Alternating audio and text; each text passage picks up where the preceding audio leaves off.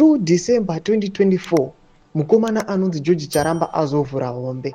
Muupenyu hwake hwose azama kuda kuita zvinoitwa nemutungamiri wenyika Emerson Mnangagwa. Zvataona kuti zvauya zvikasvibisa zita hwani rake uye zvichasvoresa mutungamiri wenyika yeZimbabwe. Azvipere mushe azama kuda kuexercise mapowers asingakwanisi. Sanapera mashoko ataona kuti asheka Southern Africa.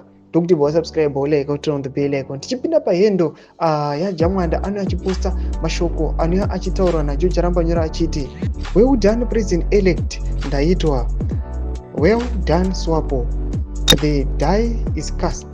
SWAPO has secured another 5-year mandate resoundingly, putting to bed the brain trust quislings. We can speculate on the margin of win, and I put Ndaitwa at over 60% of the presidential vote, with Itula coming a far second with about 22% or so percent.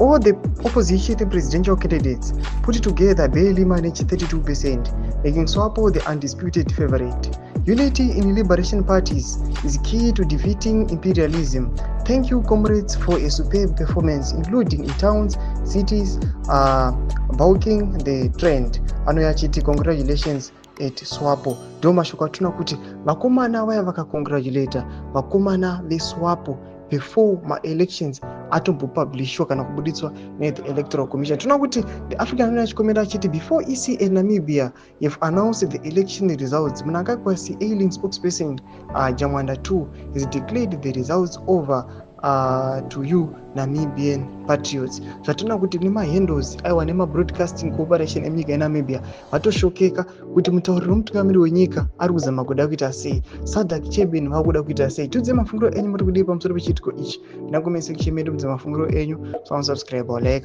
turn on the bell icon.